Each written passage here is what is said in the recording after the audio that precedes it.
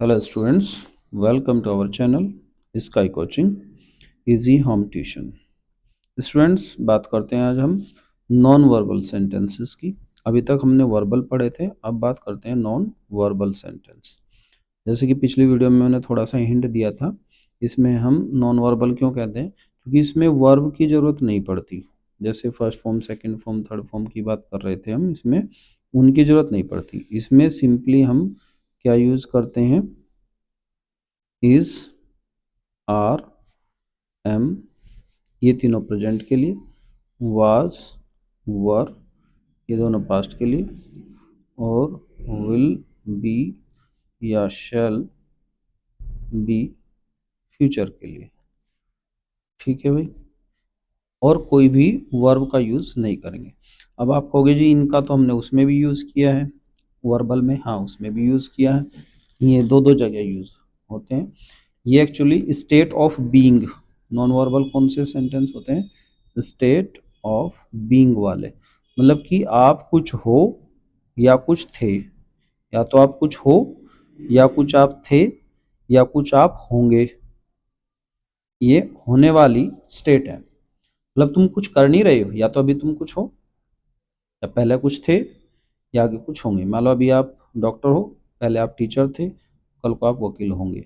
इस तरह की सिचुएशन पे ये है। मान लो कोई अच्छा है, बुरा है ना, कोई भी कंडीशन, कोई भी चीज़ हो सकती है। हम इसमें अभी देखते हैं क्या क्या चीज़ें इसमें आ सकती हैं।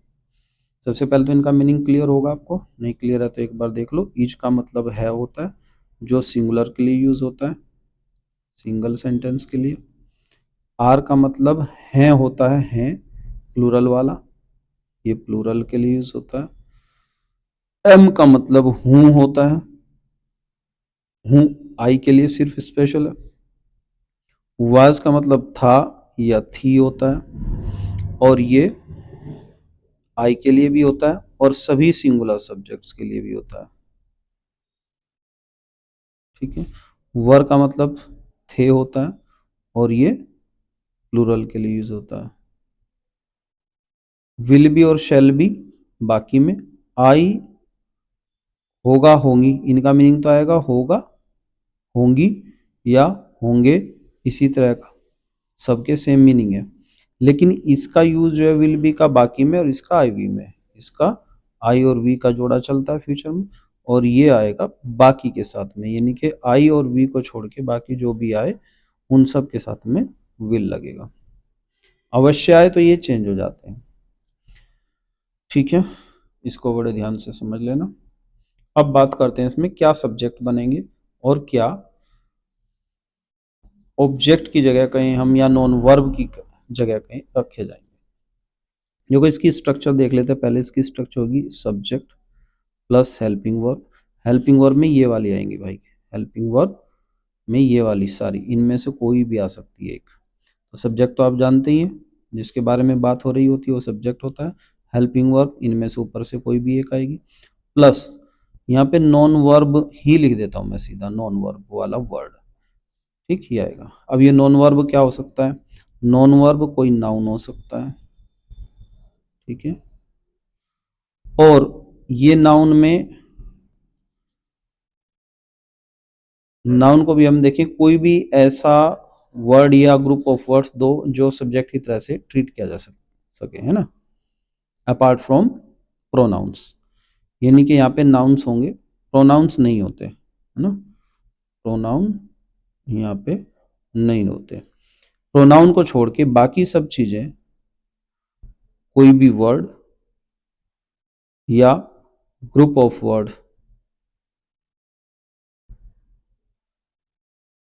that can be treated as subject, that can be treated as subject या ऑब्जेक्ट, जो इस तरह से सब्जेक्ट या ऑब्जेक्ट की तरह से ट्रीट किए जा सकते हो उनको नॉन वर्ब बोलते हैं। फॉर एग्जाम्पल किसी का नाम हो सकता है, जैसे किसी का नाम ले लेते हैं, जैसे लक्ष्मी एक नाम हो गया। किसी क्वालिटी का नाम हो सकता है, क्वालिटी किसी भी तरह की क्वालिटी बहुत सारी होती हैं, गुड बैड टाइप की चीज़ें। कोई भी आइडिया हो सकता है ना, जो नाउन की डेफिनेशन में आते हैं। और कोई भी प्लेस वगैरह, उनका नाम हो सकता है। कोई भी चीज़ हो दुनिया की, कोई भी थिंग, वस्तु, कोई भी थिंग हो सकती है। कोई भी एब्स्ट्रैक्ट थिंग, एब्स्ट्रैक्ट कुछ भी हो सकता है जिसको हम एज ए सब्जेक्ट यूज कर सकते हैं। एब्स्ट्रैक्ट वो चीज़ होती है जो दिखाई नहीं देते, जैसे लव, है ना, इस तरह की चीज़। तो इनमें से कोई भी वर्ड ऐसा हो सकता है, जैसे प्रोफेशन हो सकते हैं, प्रोफेशन, प्रोफेशन, वोकेशन।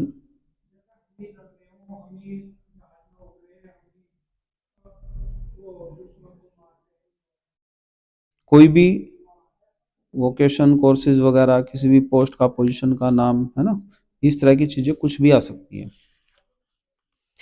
तो सेंटेंस के स्ट्रक्चर को समझ लेते हैं। अगर आए पॉजिटिव स्ट्रक्चर तो सब्जेक्ट, हेल्पिंग वर्ब और नॉन वर्ब, जो भी इनमें से वर्ड आए। अगर नेगेटिव आए तो इसके पीछे, हेल्पिंग वर्ब के पीछे नोट लगा दीजिए, इसके भी पहले वाले वर्ड के पीछे ना नोट लगा दीजिए। अगर क्या वाला है, क्या वाला, तो क्या के लिए हेल्पिंग वर्ब उठाओ पहले वाली सबसे शुरू में, ये रूल सेम रहेगा। डब्ल्यू एस टाइप वर्ड आए तो उसको सबसे शुरू में, क्वेश्चन मार्क सबसे शुरू में, और हेल्पिंग वर्ब भी साथ साथ रहेगी, फिर सब्जेक्ट, फिर बाकी का नॉन वर्ब ना। ये स्ट्रक्चर बिल्कुल उसी पैटर्न पे है जैसे हमने टेंस वाली करी थी, बस उसमें यहाँ 5 चीजें थी, इसमें 3 चीजें हैं।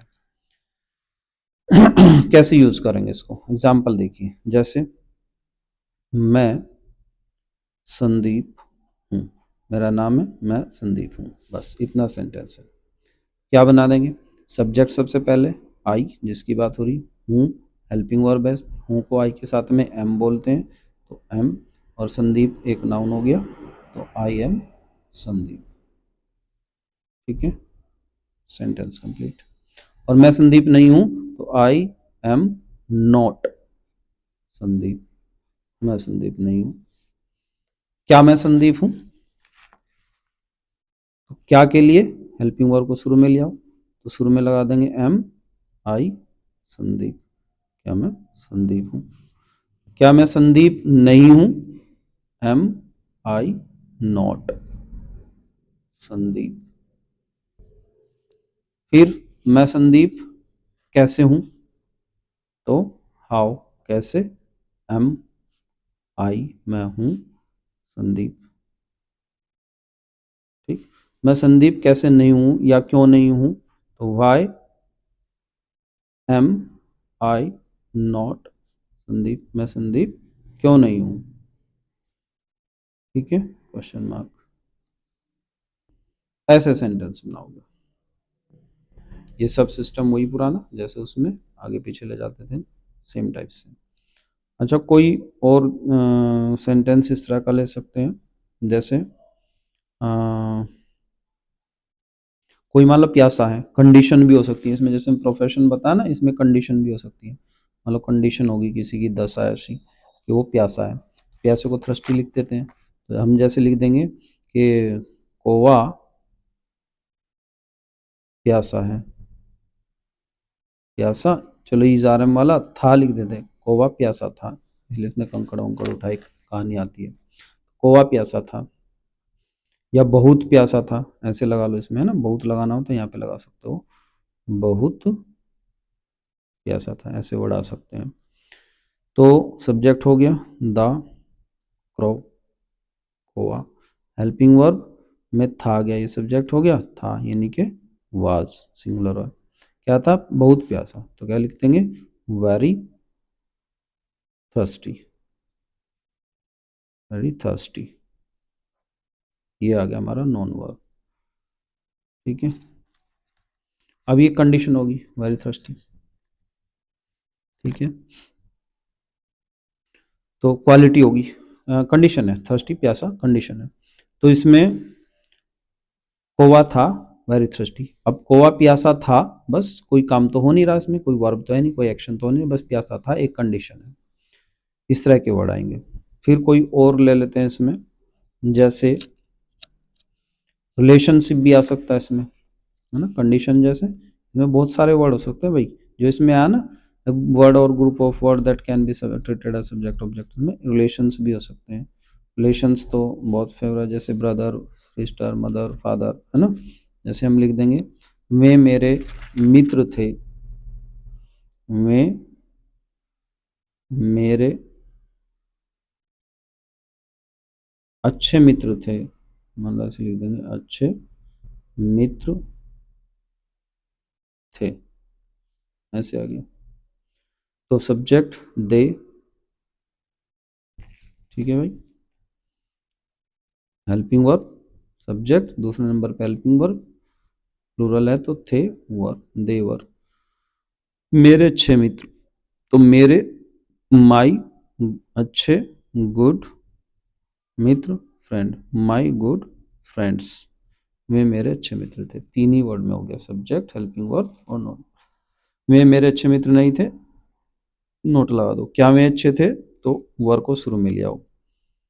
वे अच्छे, क्या वे अच्छे नहीं थे, तो वर शुरू में, नोट इधर, ठीक है। सेम बिल्कुल उसी पैटर्न पे करना है। और सेंटेंस देख लेते हैं, या चलो प्रैक्टिस के लिए भी ले लेंगे कोई सेंटेंस, जैसे कि एब्स्ट्रैक्ट आइडिया है कि जैसे वो लिख देते हैं वह मेरा प्यार है, वह मेरा प्यार है। ये क्या है, एक तरीके की एब्स्ट्रैक्ट चीज़ है। अब प्यार ना तो कोई आइडिया भी कह सकते हैं एक तरह का इसको, तो दिखती तो है नहीं ये चीज़ें, एब्स्ट्रैक्ट है। एब्स्ट्रैक्ट वो चीज़ें जो दिखता नहीं है। देखो मम्मी बच्चों को प्यार करती है तो प्यार करती हुई दिख जाएगी, उसका बिहेव दिख जाएगा, लेकिन उसका प्यार नहीं दिखेगा, है ना। हम बिहेव से बता सकते हैं कि वो प्यार करती है। तो वह मेरा प्यार है, तो ही, वह है, इज, मेरा प्यार, माई लव, ठीक है। और अच्छा फ्यूचर का ले लेते हैं, एक फ्यूचर का रह गया। फ्यूचर में वाले में क्या लिख सकते हैं हम, जैसे एक दिन मैं प्राइम मिनिस्टर होऊंगा या बनूंगा। बनने में तो कुछ आ जाएगा, होऊंगा। आज मैं टीचर हूँ, कल मैं प्राइम मिनिस्टर होऊंगा। तो चलो ये लिख देते हैं, कल मैं प्रधानमंत्री को पीएम लिख देता हूँ ना इसमें, शॉर्ट में पीएम होऊंगा। कल मैं प्रधानमंत्री होऊंगा, मतलब आज मैं टीचर हूँ, कल मैं प्रधानमंत्री होऊंगा। तो बनना या करने वाली बात नहीं आ रही इसमें, बस होऊंगा मतलब होंगी, स्टेट ऑफ बीइंग, है ना, होने वाली स्थिति आ रही है। तो कल के लिए देखो, जब शुरू में ही टाइम आ जाता है तो हम इस सेंटेंस में भी शुरू में टाइम लगा सकते हैं, वरना इसका सबसे पीछे लगाने का रूल रहता है। तो चूंकि फोकस इसी पे ही है, तो कल है तो टुमारो, शुरू में लगा दो टुमारो। सेंटेंस यहाँ से स्टार्ट होता है, मैं पीएम होऊंगा। आई सब्जेक्ट हो गया, आई के साथ में शेल, आई शेल होऊंगा तो be, tomorrow I shall be subject helping verb. I shall be क्या, पीएम, प्राइम मिनिस्टर, ये नॉन वर्ब वाला वर्ड हो गया। तो I shall be PM. Tomorrow इधर लिख दो चाहे शुरू में लिख दो, ज़्यादातर जब फोकस शुरू में रहता है तो शुरू में लिखते थे। तो tomorrow I shall be PM, तो कल मैं पीएम होऊंगा, या एक दिन, वन डे, अगर एक दिन होता तो यहाँ पे हम वन डे लगा देते। तो इसी तरह से स्टूडेंट्स आपको प्रैक्टिस करनी है, नॉन वर्ब के हैं और स्पीकिंग में बहुत ज़्यादा ज़रूरी होते हैं, और आपको डेली यूज़ में भी बहुत प्रैक्टिस होते हैं, ठीक है। जैसे ये बोल देते हैं यह पेन मेरा है, तेरा है, उसका है ना, ये छोटी छोटी क्लासेस में पढ़े थे। जैसे यह पेन मेरा है, बहुत छोटा सा है, तो यह पेन को क्या लिखेंगे, दिस पेन इज माइन, ठीक है। अब इसमें देखो मैंने माइन लिखा, this pen is mine, mine का मतलब था मेरे वाला, है ना। सब कह रहे हैं ये पेन मेरा है, ये तेरा है, तेरा है, ये किसका है, ये मेरे वाला है, ये पेन मेरा है। अगर हम इसको, मेरा पेन को दिस इज माई पेन, अगर पेन को पीछे लिखते तो दिस इज माई पेन लगाते हैं। यह पेन मेरा, अगर यह पेन से बुलाएंगे तो दिस पेन इज माइन, यह पेन है मेरा या मेरे वाला। और अगर हम पेन को बाद में ले जाएं तो यही सेंटेंस कैसे बन सकता है, तो दिस इज माई पेन, दोनों सेंटेंस ठीक है। इसमें माई लगा दिया हमने पेन को इधर लेके। इसमें दिस पेन इज माइन, यह पेन है मेरा या मेरे वाला। और इसमें दिस, यह है मेरा पेन, है ना। ये दोनों में डिफरेंस क्लियर समझ लेना, मीनिंग एक ही है और डिफरेंस कुछ नहीं है इसमें। तो ये ज़्यादातर तब यूज होता है स्पीकिंग में जब हम बात कर रहे होते हैं ये मेरा, ये तेरा, ये किसका पेन है, किसका। तो दिस पेन इज माइन, ये पेन मेरे वाला है, मेरे वाला समझ लो इसका मीनिंग, है ना, मेरा है या मेरे वाला है। इसमें दिस इज माई पेन, यह मेरा पेन है, ये सिंपल है। क्लियर है। चलिए, ये थे नॉन वर्ब वाले जो आपको बार बार यूज होते हैं और आपको इनका टेंस नहीं पता रहता है कैसे बनाना है। अब इसमें मेरे हिसाब से कोई प्रॉब्लम नहीं रहनी चाहिए। अब हम स्पेशल लेंगे, पैसिव लेंगे या कोई और इस तरह की फॉर्म्स वगैरह कैसे याद करें ना, वो भी प्रॉब्लम थी कुछ उस तरह की थी, सेंटेंस हम इसमें ले सकते हैं। फॉर्म्स कैसे याद करनी है वो भी लेंगे। चलिए, इसमें इतना ही। Thank you.